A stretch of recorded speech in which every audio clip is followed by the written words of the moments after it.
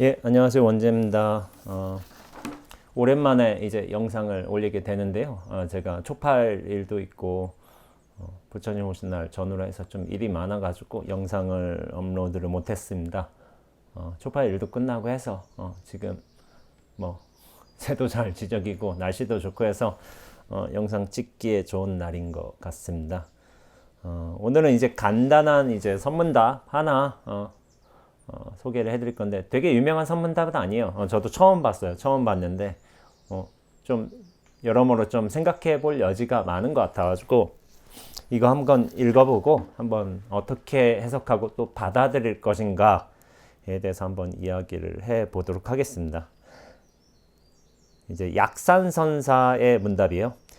하루는 약산선사가 차를 다리는데 도라는 제자가 와서 물었다. 저는 이분이 천황도 스님인 줄 알았는데 이제 따져보니까 약간 시기가 안 맞아요. 안 맞아가지고 제자인 것도 맞지가 않고 그래서 그냥 도라는 법명을 가진 제자 스님인 거예요. 그러니까 도 스님이 물은 거예요. 스님 뭐 하십니까? 약산 스님이 차 다린다. 누구 대접하려고 다리십니까? 하니까 어떤 사람이 차 한 잔 달라고 해서 그러니까 그러면 그 사람들로 직접 다려 먹으라고 하시지 그러세요? 라고 하니까 그래서 마지막 말씀을 하신 거예요. 마침 내가 있었으니까 이런 말씀을 하신 거예요. 이거 유명한 선문답 아니에요. 다른 데서 잘 소개되지는 않았을 거예요. 소개되지는 않았는데 이걸 이제 좀 보는 관점에 따라서 좀 좀 인상적일 수도 있어요. 저는 되게 인상적인 선문답으로 봤어요. 왜 그러냐면은 약간 이제 이게 뭐냐면 약간 장난과 능청 떨기를 하다가 약산선사가 한마디 하신 거예요. 그 한마디 마침내가 있었으니까 이게 저는 의미 있다고 봤거든요. 보는데 제가 이거를 약간 해석해 보도록 하겠습니다. 스님 뭐 하십니까? 차 다린다 하는데 뭐 이건 별거 없죠. 이 대역까지는. 근데 누구 대접하려고 다리십니까? 이 도스님이 일부러 시험하려고 스승을 시험하려고 이렇게 한 거예요. 자기가 차 마시려고 이제 차 내리고 있는 거예요. 다리고 있는 거. 그거를 뻔히 보면서 지금 누구 대접하려고 그러세요? 라고 하는 게 일부러 이제 시험을 걸어본 거예요. 스승을. 그러니까 모르고 물은 게 아니죠. 이미 알고서.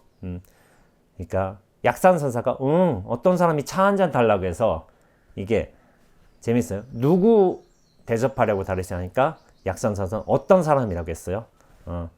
넘어가지 않죠. 내가 차 마시려고 하지 않고 곧장 얘기하지 않고 누구라는 시험을 걸었으니까 자기도 거기에 대해서 어떤 사람이라고 어떤 지시대명사처럼 이렇게 얘기를 하고 있어요. 그럼 여기서 이제 도호스님이 여기서 또 한마디 더 나가는 거예요. 이게 공부한 양반이에요. 그러니까 그 사람들로 직접 다려 먹으라고 하시죠. 이거 여기서 한마디 그러니까 그 사람, 어떤 사람, 누구 해처럼 계속 지시대명사로 가는 거예요. 가는데 이제 여기서 한 번 더 건 거예요. 더 걸었지만은 근데 이제 여기서 약산선사가 끝내버렸죠. 마침 내가 있었다라는 식으로. 이게 보기에 따라서 되게 민숭맨숭한 선문답일 수도 있어요. 근데 저는 이게 굉장히 재밌었단 말이에요. 거기에 마침 내가 있었다. 그러니까 나라는 것도 어떤 종류의 어떤 지시대명사일 수 있어요. 근데 여기는 이 나는 약간 좀 특별한 의미예요. 나를 쓸 수 있다는 의미에 좀 쓰임에나 활용의 나를 의미를 썼어요. 그러니까 약산선사와 도호선사의 이 대화는 결국에 약간 능청 떠는 그런 의미의 약간 선문답이에요. 그러나 마지막 구절에서 약산선사는 그 무언가로 규정할 수 없는 존재, 주체를 가지고 누구, 어떤 사람, 그 사람 있었지만은 결국에 나는 이렇게 상황과 인연에 맞게 활용할 수 있다는 측면에서 마침 내가 있었어. 나를 그렇게 쓰는 거야. 라고 이렇게 말씀하신 거예요. 그러니까 이 제자분께서 도라는 스님께서 일종의 두 분께서 이제 게임이나 놀이 같은 걸 하신 거예요. 서로 약산이라고 얘기하지 않는 그런 의미의 게임을 했지만은 결국에 이게 뭐 승패의 문제는 아닌 것 같고 마침 내가 있었다는 식으로 해서 약산 스님께서 약간 활용의 의미로서 자기라는 존재를 잘 규정해 주신 것이 아닌가라는 생각이 들어요. 근데 이제 우리가 일반적으로 그렇죠. 우리가 삶을 살아가는 데 있어서 분명히 내가 한다, 내가 먹고 나를 중심으로 해서 살아가고 이런 종류의 나와의 중심과 주체성이라는 게 굉장히 강한 상태에서 살아가고 있어요. 그게 기본적인 거죠. 근데 사실 이 공부를 하다 보면은 내가 그렇게 견고한 중심, 확연한 주체가 아니었다라는 사실을 깨닫게 돼요. 깨닫게 되고 왜냐면 공성을 보는 거죠. 공성의 도리를 아는 거고 그러면서 또 동시에 이제 나라는 존재가 이렇게 이제 흘러가고 있으면 작용되고 있으면 거를 또 이제 잘 알게 돼요. 어떤 분들이 그렇게 물어요. 저에 대해서 이제 스님은 자기 몸, 의식, 생각 뭐 이런 거를 하는 거를 어떻게 느끼세요 하니까 제가 이렇게 답한 적이 있어요. 이를테면 나라는 원죄라는 사람이 분명히 이렇게 있는데 그것이 어떤 실체처럼 이게 정말로 있구나라는 것이 그렇게 느껴지는 게 아니라 어떤 느낌이나 상태처럼 느껴지는 경우가 많아요. 대부분 그런 것 같아요. 그러니까 이게 나다, 이게 원죄다라는 것보다 원죄 이렇구나, 원죄 요런 식이구나 라고 이제 사실은 어떤 느낌처럼 있는 게 있어요. 근데 이게 그래요. 저 역시도 예전에 어떤 10대 때부터 어떤 경계를 겪어오면서 이것이 굉장히 혼란기를 맞이했지만은 그래서 20대 때 굉장히 힘들었던 것 같아요. 정신적으로 그렇고 혼란도 많았고 그리고 뭐 잡아야 되는데 여기에서도 제가 이제 첫 책에 썼지만은 현실에서 약간 5cm 정도 떠 있는 듯한 분리감으로 산다고 했잖아요. 그 분리감이 그 분리감 때문에 힘들었어요. 되게 힘들었지만은 지금도 어떻게 보면은 그런 분리감은 여전히 계속되지만은 이제 힘들지는 않죠. 왜냐하면 그때는 어떤 뭐랄까 현실에 안착하고 싶어서 현실에 실체로 딱 살아가고 싶어서 그런 종류의 어떤 고통을 겪게 되는 것 같아요. 근데 자기 공부가 익으면은 그리고 흐름으로서의 나의 모습이 이제 그렇게 잘 수용이 되면은 이렇게 분리된 듯 뭐 그러면서 흘러가듯 사는데도 문제가 없지 않은가 하는 생각이 들어요. 그러면서 공부가 제가 어느 정도 공부를 해 나가신 분들에게 이런 질문을 드리기도 해요. 나란 존재가 실체로서 있느냐 이제 어떤 흐름으로서 있느냐 라는 이제 분기점으로서 내가 보이세요? 내가 좀 잘 드러나고 있는가요? 이런 식의 질문을 해요. 물론 이제 제 어떤 언어 아니면 제 사고 방식에서의 어떤 질문인 거예요. 근데 이제 이 공부를 정말 잘 해나가면은 나라는 게 어떤 실체와 중심으로서 있는 게 아니라 어떤 드러난과 흐름으로서 있다는 것을 분명히 알게 되거든요. 그렇기 때문에 느낌이나 상태처럼 이제 받아들여지는 거야. 나라는 존재가.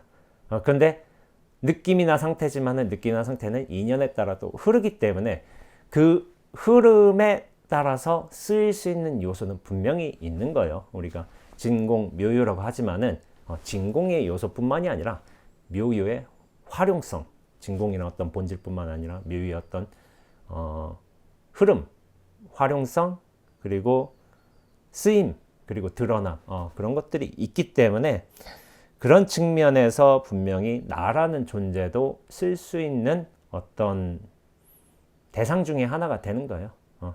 대상 중에 하나가 되는데 이 마침 내가 있었으니까 라는 것도 나라는 존재가 인연에 맞게끔 나라는 존재가 내가 물론 목이 말라 그리고 차를 마시고 싶어 하지만은 나는 이렇게 움직일 수도 있고 차를 다릴 수도 있으니까 그렇게 잘 활용하는 거야. 그 상태에 맞게끔 활용하는 것을 가르쳐 주시기 위해서 이런 말씀을 하시지 않으셨나 하는 생각이 듭니다. 여기에 관련해서 이제 경허 스님과 이제 망공 스님의 대화 하나를 좀 소개해 볼게요. 경허 스님께서 칠갑산 장곡사에 머물 때 이야기입니다. 이거는 이제 서산 간호람에 있을 때 이야기란 설도 있어요. 책마다 좀 다른데 뭐 이 장곡사라고 해보죠. 어느 날 마을에서 술잔치가 벌어졌습니다. 잘 빚은 술과 파전을 비롯한 여러 안주들로 술자리가 무르익을 무렵 망공 스님이 스승이신 경화 스님께 한 말씀 올렸습니다. 이제 스님, 저는 술이 있으면 마시고 없으면 안 마십니다. 파전도 굳이 먹으려 하지도 않고 또 생기면 굳이 안 먹으려 하지도 않습니다. 스님께서는 어떻습니까? 그러니까 있으면 먹고 없으면 안 먹는다 이거예요.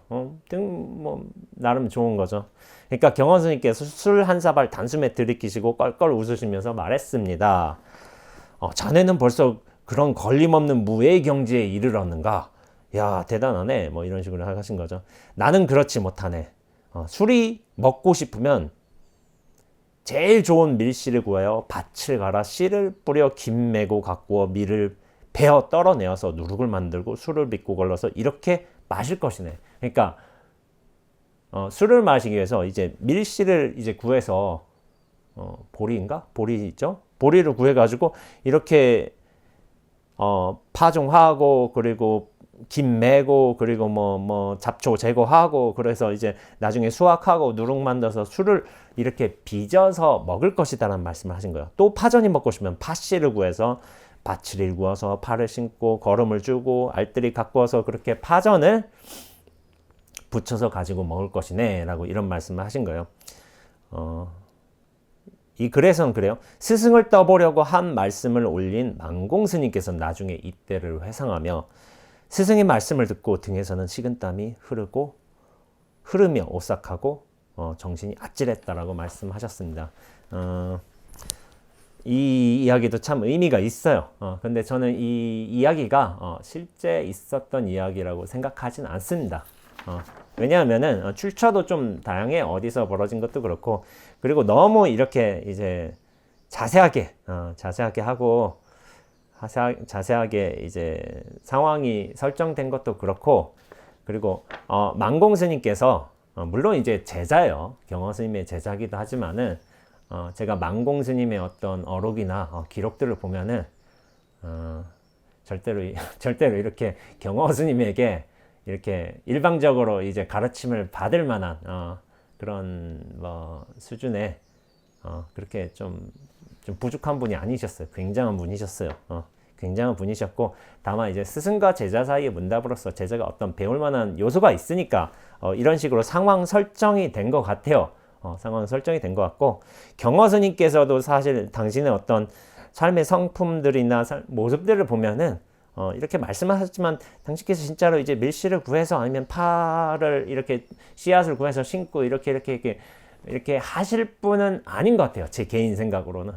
그렇지만 이제 제자에게 이런 가르침을 주기 위해서 이런 비유, 내 삶의 어떤 원칙이나 철학들을 이런 방식으로 드러내실 수는 있죠.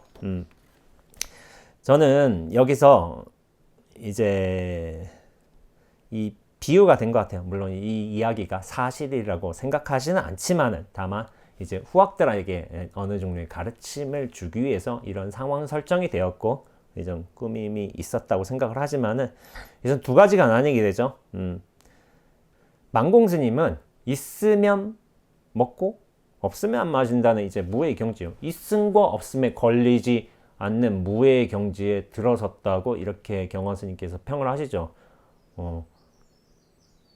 이게 좋아요. 인연에 따라서 있으면 먹고 없으면 안 먹지. 근데 없으면은 더 약간 높은 가르침을 가르쳐 주신 거예요. 없으면은 없으면 가져다가 심고 길러서 수확하고 그리고 나중에 누룩 빚어서 그렇게 마시면 되지 않느냐라는 걸 하신 거예요. 그러니까 이게 약간 소극성과 적극성의 차이인 거예요. 적극성의 차이인데, 무해라는 거는 보통 이제 단순히 걸리지 않는다 라는 의미를 포함하고 있거든요.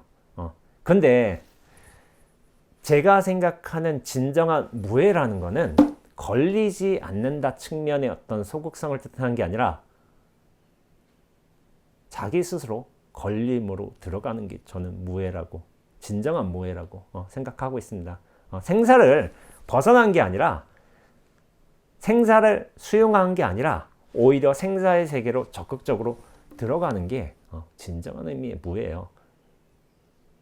걸려도 걸리지 않고 걸리지 않아도 자유로운 것이라면 그게 진짜 자유인 것이지. 제가 예전에 질문이 멈춰지면 스스로 답이 된다 이 책에서도 잘 생각이 안 나요. 어떤 글인지. 진정한 자유는 걸리지 않는 자유가 아니라 걸려드는 자유라겠어요.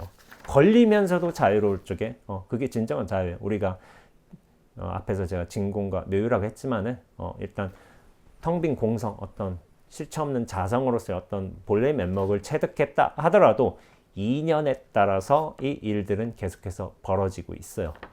이 인연에 걸림없이 들어가는 게 오히려 진정한 자유의 일이지. 여기에서 인연은 이렇기 때문에 나는 없으면 안 하고 있으면 한다. 이런 식은 굉장히 소극적인 거예요. 소극적이라서 그 폭이 적을 수밖에 없어요. 그 영역. 그런데 우리가 온갖 생사일을 펼친다 하더라도 그것 근원 자체가 어떤 생사에 걸리지 않는다는 사실을 스스로 중득하고서 그리고 걸림없이 그리고 집착 없이 그 모든 일을 할 수 있다면은 그 생사의 일들도 사실은 걸리지 않게 원만하게 법이 순리대로 나아가게 되어 있습니다. 그래서 제가 중생놀이라는 걸 중생이란 게 생사에 이제 걸려들고 거기에 집착하고 이제 뭐 거기에 생사의 파도에서 허덕이는 사람들을 보통 중생이라고 부르잖아요. 근데 그 생사의 파도란 것도 실체 없음이고 그 흐름도 무언가 주체를 잡을 수 없고 중심을 잡지 않고 머무름 없이 그렇게 흐를 수 있는다면은 중생 자체가 사실은 온전한 부처의 일인 거예요. 그래서 어제 초파일 법문 때도 저희 노장님 은사스님께서 이렇게 말씀하셨어요. 사람은 이제 마음과 부처와 중생이 이 셋이 따로인 줄 아는데 이 셋은 사실 하나라고. 부처와 중생이 하나래요. 우리가 무수히 들었어요. 중생 즉 부처라고. 근데 아직도 이제 어떤 분들은 이런 관념을 가지고 계신 분들이 계세요. 중생을 떠나서 부처가 되는 거라고. 그래서 중생의 어떤 습기 이런 것들이 다 녹아 없어져야지만 그게 부처가 되는 줄 알고 있어요. 사실은. 그런데 중생에서 단 한 걸음 떼지도 않고 곧장 부처의 모습을 보이고 있다는 사실을 본인의 어떤 완벽한 자각으로 안다든지 어떤 그런 삶으로서 사는데 그게 진정한 의미의 이제 안목이 열리는 것이고 어떤 부처로서 사는 도리예요. 버릴 것 하나도 없고 벗어날 것 하나도 없습니다. 다만 우리가 이제 분별심, 그 무엇이 옳고 그르다, 그리고 걸린다, 걸리지 않는다. 이것은 부처의 행위고 이것은 이제 중생의 행위다. 이런 식의 분별심만 쉬게 된다면은 경계가 하나하나 진실한 모습으로 살아나게 되어 있어요. 무해라는 말도 좋지만은 좋죠. 걸리지 않는다. 그런데 걸려도 진실한 일이에요. 사실은. 그 진실한 일로 돌아가는 게 우리 수행의 본 목적입니다. 그렇기 때문에 중생놀이 잘한 거 저는 이것이 우리가 가야 할 수행의 방향성이라고 믿고 있습니다. 예, 영상 시청해 주셔서 감사하고요. 배터리 다 달았네요. 자, 다음 영상 때 또 뵙도록 하겠습니다. 예.